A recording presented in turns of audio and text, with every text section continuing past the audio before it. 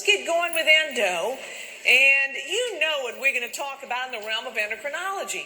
We got to talk about diabetes, and we just have to talk about thyroid disease. Well, if I were to ask anybody in this room, hey, what kind of diabetes, how many different types of diabetes are there? Most people would say, oh, you know, there's like type 1 and type 2, and sometimes pregnant patients get it. But there really are a lot of different subtypes of diabetes. There really are. So if this is an area where you have a lot of patients, you need to keep up with it because it's rapidly changing. It really is. So anyway, on your exam, you're going to see, and probably in your clinical practice, you're going to see the majority of patients who have diabetes have type 2 diabetes. And as you recognize, the pathology of these different types of diabetes are very, very different. All right? So keep that in mind as we move on. But you know, with endo, and especially with diabetes, there's some things you just have to know. And there are 4 things that I put in the category of you just got to know this. And so I'll put it in your book for you because I want you to go through it. But really, this already ought to be in your knowledge base. So in the category of you just got to know this, here's number 1. You got to know about the screening recommendations from ADA, the American Diabetes Association. How do you screen people? Well, there are 2 ways that ADA wants you to screen people. First of all, they want you to screen people with risk factors annually. You're probably doing that right now. But the second way that ADA wants you to screen people is based on their age, the age of the patient. Because starting at age 45, your risk of developing type 2 diabetes begins to go up. And so a lot of people say, Amelie, why is age a risk factor? And I usually say, well, listen to this question. Today, compared to when you were a senior in high school, do you weigh more or less? You weigh more. Case closed. Consequently, ADA wants you to also screen according to age. So make sure that you know that. We do it every 3 years, provided the screen is normal. If it's on the upper limits of normal, it seems prudent to screen more often, as ADA recommends. They just don't tell us when to screen again. And I think annually is probably a good thought. So number 1, you got to know how to screen. Number 2, you need to go into your exam with these numbers in your head. You need to know how we diagnose people with prediabetes, and you need to know how we diagnose people with type 2 diabetes. And so you probably know that we use an A1C. You got to know those numbers, so put them in your head. You got to know the numbers associated with a fasting plasma glucose. Put them in your head. And you got to know about a random plasma glucose with signs and symptoms. If they have a random, that means they just ate, they didn't just eat. A random with signs and symptoms, if it's greater than 200, ADA says they have it, diagnose them.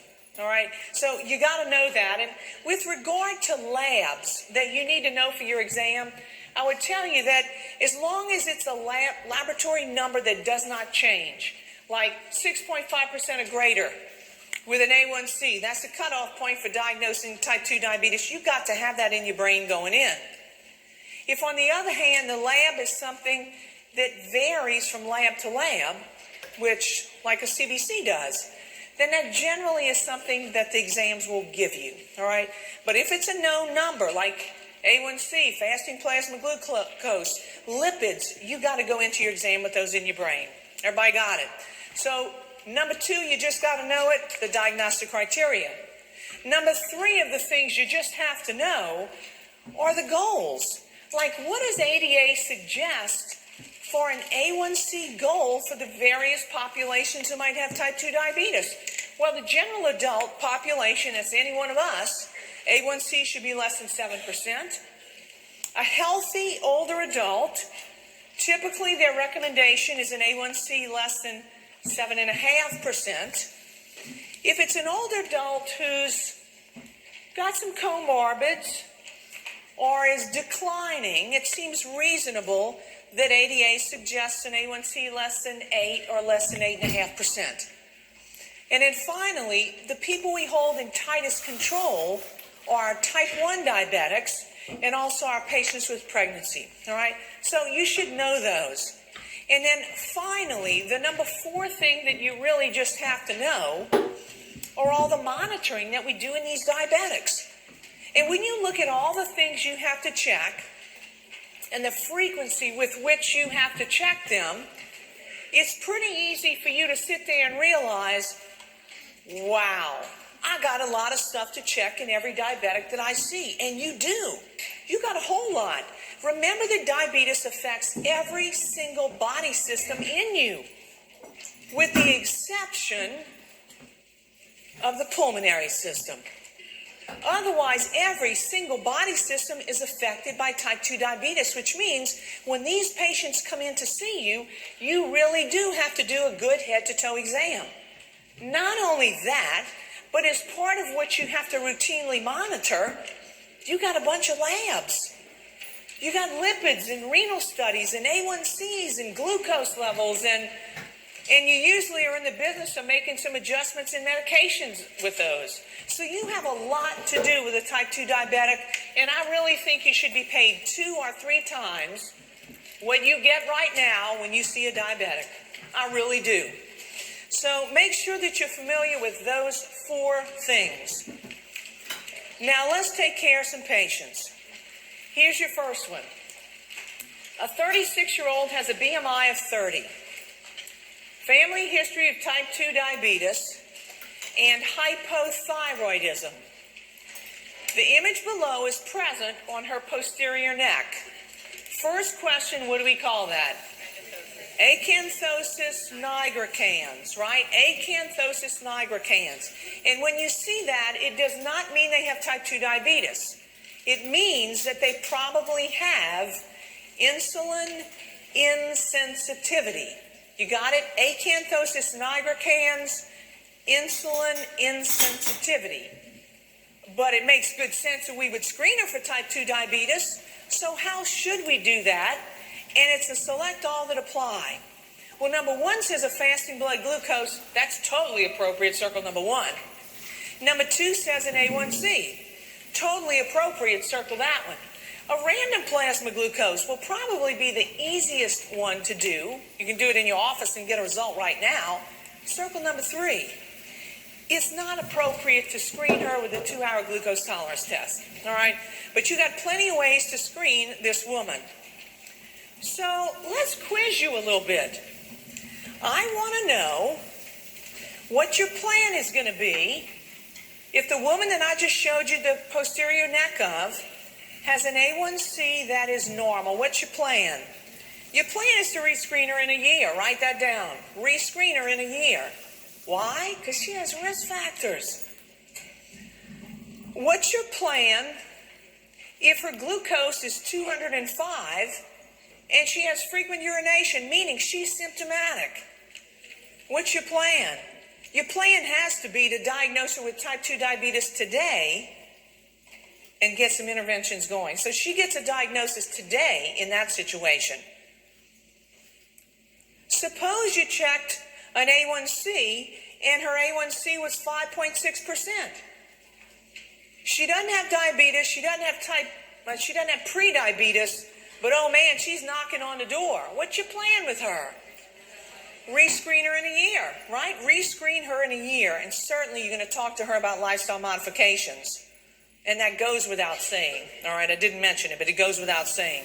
Look at the next one. Suppose you screened her, and her A1C was 5.9%. Her fasting glucose was 114. What you want to do with her? I'm going to tell you that she meets the criteria for prediabetes, impaired fasting glucose. So what is prediabetes? Look, this is what prediabetes is. Look, it's somebody who's training to be a diabetic. They're training and training. They're going to be one unless you turn them around and send them in a different direction. So that's what we're going to do with her. Look at the second to last one. What's going to be your plan if her A1C is 7.9%, fasting is 139. She's got what? Type 2 diabetes. You got to get interventions going. And then finally, what are you going to do if her A1C is 10.5%? She's got type 2 diabetes, right? She's got it. So, endocrinologist? No, I'm not going to send her to endocrinology. I'm not at all. But because I've been doing this a while and I feel very brave about this. And you should too. So has everybody got it? You know what to do and how to behave with a screen that you just did. Everybody on it? All right, let's keep going. I have a change I want you to make. This patient says, or your question says, a 36-year-old is a BMI of 30. I want you to make her 46. All right, let's make her 46 years old. She's got a BMI of 30, family history of type 2 diabetes, and she's got hypothyroidism. She takes no medications. Her last menstrual period was 2 weeks ago and it was normal. Her blood pressure is 135/82. Heart rate is good. Respiratory rate is good. These are her labs. Her A1C today is 7.1%. BUN, creatinine, GF4 are good. Potassium's good. I'm looking at her lipids. LDL's a 140 of note. HDL's 26. Trig's at 340. That's elevated. Glucose is 155 and her TSH is 2.1. Hold on. Let's make a couple of points. Life is about recognizing patterns. Everything in this world has a pattern. The reason I think it's so important for you to learn patterns is because when you do, no matter how the situation is disguised, you'll still know what's going on. So let me show you a couple of things that you need to do every time you see labs like this. The first thing that you noted was an elevated A1C. Anytime you have an A1C with a chemistry panel like this, I want you to go straight and look at what the fasting glucose is. And I want you to make sure that those two numbers tell you the same story. Does a fasting of 155 tell you the same story as a 7.1% A1C? Oh yeah, it tells me the same story. And the story it tells me is the same one it tells you. This patient has type 2 diabetes. The second point, when you look at labs like this, I always want you to see and look at the HDL and the triglycerides. Because anytime the HDL is reduced and the triglycerides are elevated, it always means insulin insensitivity. Listen to it again. Anytime the HDLs are low, those are your protective ones, and the triglycerides are elevated, it always means insulin insensitivity.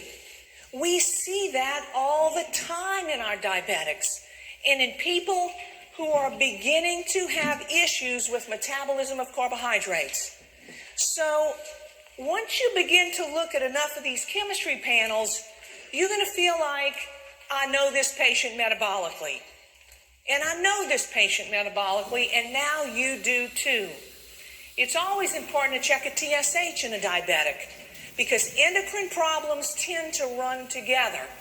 All right? TSH is good, so I'm satisfied that I don't have to worry about that for at least a little while. So our patient was a 46-year-old with an elevated BMI, family history of type 2 diabetes, hypothyroidism, and apparently her TSH is good. She's not on any medications. Last menstrual period 2 weeks ago was normal, and vital signs were not bad. We just talked about her labs. My first question for you is this one. What's the initial pharmacologic intervention for her glucose? Metformin 100%. All right, so circle number 3, metformin. The brand name is Glucophage. Now, in addition to metformin,